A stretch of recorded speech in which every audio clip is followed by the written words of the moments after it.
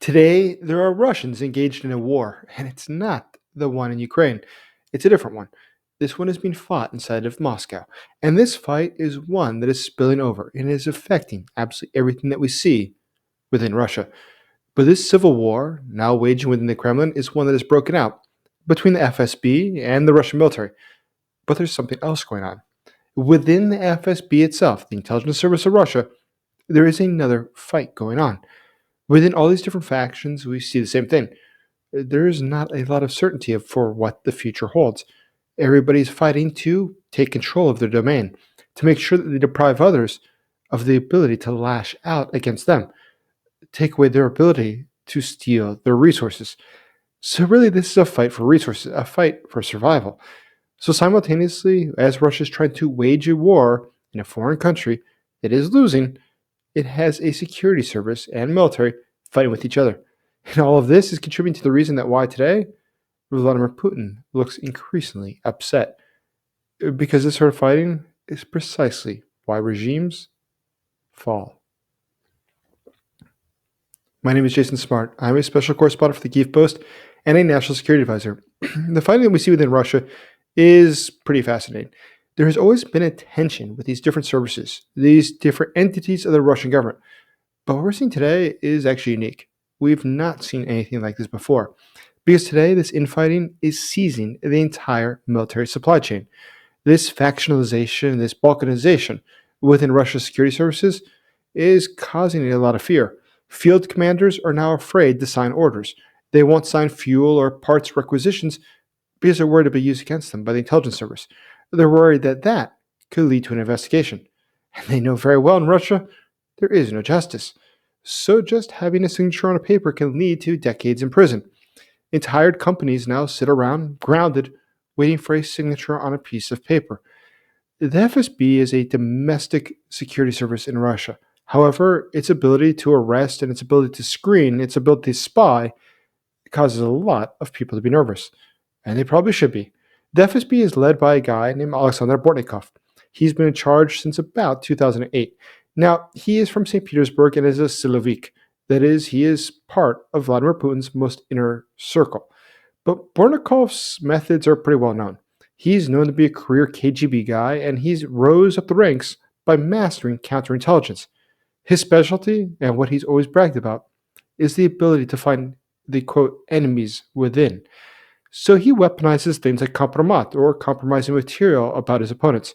He uses economic and petty corruption cases to neutralize his rivals, and this has allowed him to seize control of their assets and their budgets as he is able to promote himself. But today, there's something else happening. There are other factions, and those factions are not very happy that Mr. Bortnikov is taking away their power. Look at the other faction, Rosgvardiya, the National Guard of Russia. These are the internal troops created back in 2016 under a presidential decree. Realistically, they are like the Praetorian Guard, and they're there to secure the regime. Rosgvardiya has taken more and more power over the past few years. From the Ministry of Interior, took away OMON, which was the riot police, and SOBR, which is the special response units like SWAT. This has given immense domestic firepower to the Rosgvardiya, the National Guard. Their leader, Viktor Zolotov, was Vladimir Putin's bodyguard for many years. His personal loyalty, his proximity to Putin, has allowed him to get away with a lot. It has allowed him to create his own little fiefdom of power. But this means he can also bypass Bortnikov. He can bypass the FSB. Zolotov's powers are critical. He controls crowd control, but he also is in charge of facilities in Russia. But in all the cases, he's in charge of something else. He's in charge of protecting the critical infrastructure. The infrastructure that now is being attacked more and more by Ukraine. What's important about this is very simple. How do you think Bortnikov uses this? Now, Bortnikov is looking for a way to get rid of Zolotov.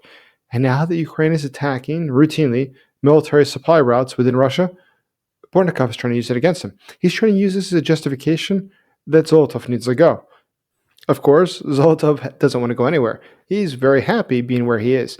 And he also realized something else. He realized that Bortnikov has his own problems. The FSB is fighting, and the fighting there is getting worse. There are various groups within the FSB, and they don't get along. That fighting within the three major factions that exist there is leading to even more tension and their inability to operate like a normal security service. But today there's something else.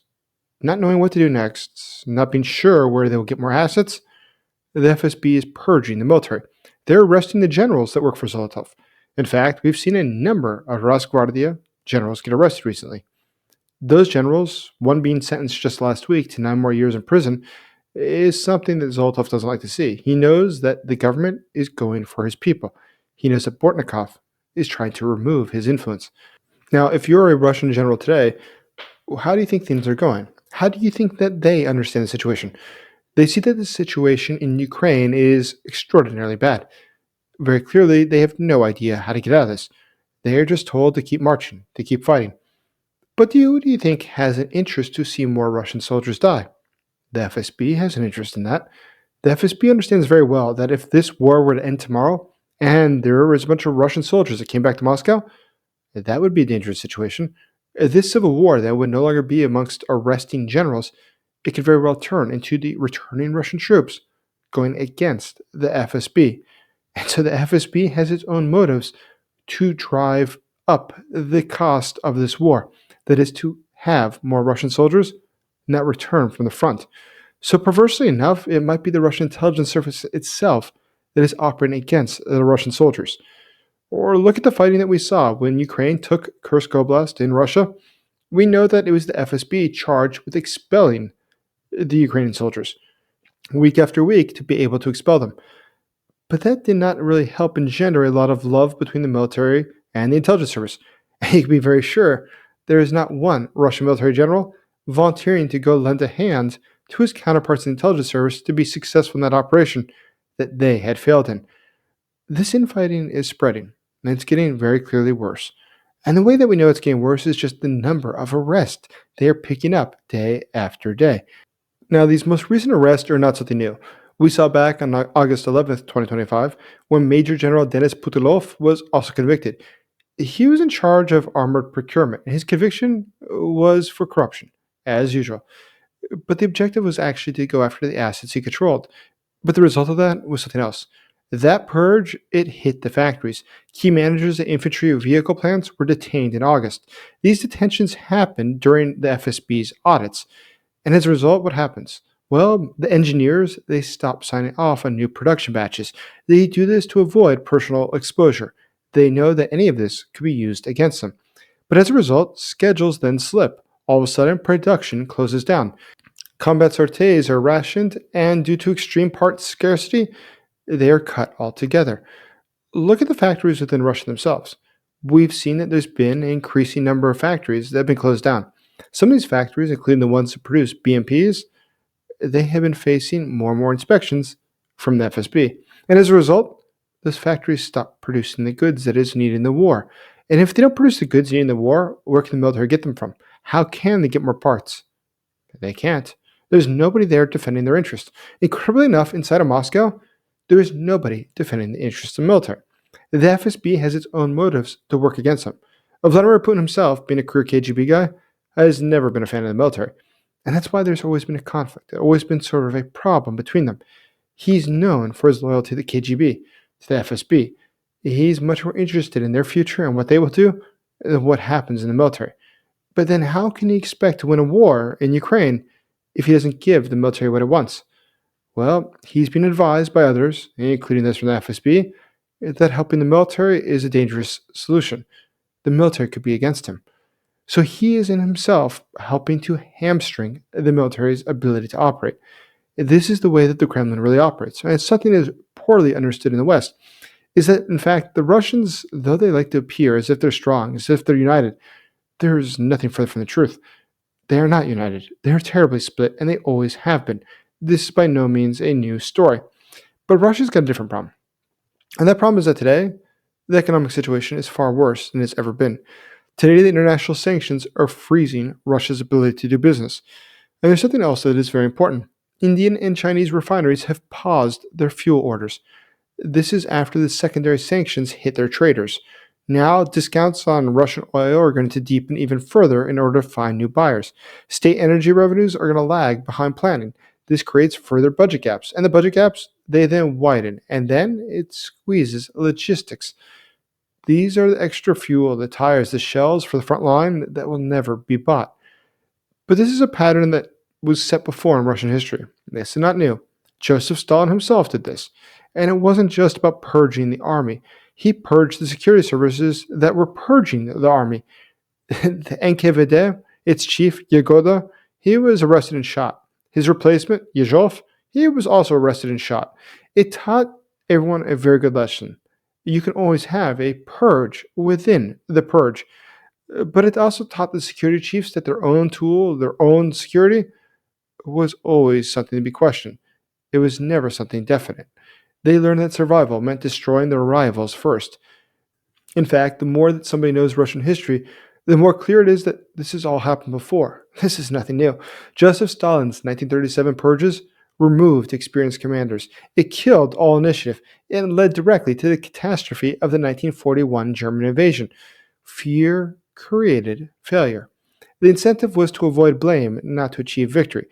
And this produced the slow reactions that crippled the Red Army. Or look at 1982, when Andropov, who was the head of the KGB, and then he became the head of the Soviet Union, his anti-corruption drive did exactly the same.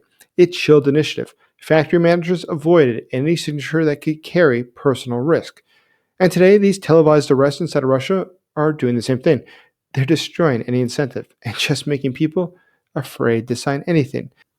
The Kremlin has always had a fear of a man with a gun, and after Stalin's death in 1953, the Politburo united. They united against one man specifically, Security Chief Lavrenti Beria. That obviously did not work out very well for Beria. But they had feared that he would use the NKVD, the predecessor of the KGB, to eventually seize total control. And so they had the army's Marshal Zhukov, the great hero of World War II, arrest him. What's interesting about that is that the military was used to break the security state's power. Look back in 1991, August, the coup. We repeated this lesson again. The KGB chief, Vladimir Khrushchev, he led the coup. He tried to save the USSR, but the coup was disorganized. It failed because rival power centers like Yeltsin opposed it. It proved a fractured security state cannot control the country. This system was built by design. Yeltsin deliberately split security services in the 1990s to avoid them having too much power. He wanted to prevent a single dominant KGB-like organization that could actually challenge his own ability to manage the country. Now, Putin has restored security's primacy. He has given them all the power he wants, but he still wants them to be at each other's throats. He doesn't want them to be allied, because that would be dangerous for him. And that's why today the FSB, the FSO, the Rosgvardiya, they don't work together. They work against each other. But Vladimir Putin uses them to balance elites around. He makes sure that nobody has too much power. He makes sure that they're always going to be not trusting each other. Because if they don't trust each other, how can they work together? If they can't work together, they cannot challenge him. It is key that they have a motive to always be against each other. So this is something that makes sense if you're interested in just maintaining power, but it doesn't make a lot of sense if you're trying to win a war. And that's where things are getting worse for Russia all of the time. We see that this is affecting the military. This is affecting the attacks within Russia. This is affecting their ability to respond to the attacks, their ability to fix things after they are attacked. But it is also hurting logistics of supplies going to the front. It is hurting their ability to get their budget to work. All of this is interconnected. What we're seeing inside of Russia is truly a civil war that is broken out. And what's incredible about it is it's only getting worse. The elites within Russia are never going to be friends, and they're never going to be allies. And each one understands very well that after Vladimir Putin finally dies, they will have to liquidate each other. There's not enough room or resources for everybody. But what we see today is something even more important. They are already beginning that process. They're already beginning the process of eliminating each other. And that is while Putin's pulse is still pumping. So looking ahead, what we can expect is this. These arrests, if you see in the next coming weeks, in the coming days, more of them in the military, or if you see more generals called back from the front to answer questions, that's something to be concerned by. But right now, the degree that the population of Russia seems to be turning towards protest, seems to be turning against the government, to see this and the fact that the security state is being broken, it's going to be harder for the government to respond. So though the Putin regime looks strong, though it looks like it has everything in order, it doesn't. It has a very disorganized, and very broken system. So today, there is something we can be sure of, and that is that not only is Vladimir Putin losing at the front in Ukraine, but Vladimir Putin is very close to losing his empire back in Moscow. Thank you for watching. Please help us reach 250,000 subscribers. Like this video and consider becoming a channel member today. And please do leave your comments below. And one last thing, if you haven't already, please do consider making a donation for Ukraine to get life-saving drones. Right now, a generous donor has agreed to match all donations. So your 50 euros would then be 100 euros. Please consider doing so by seeing the first pinned comment below. As always, thank you for supporting Ukraine.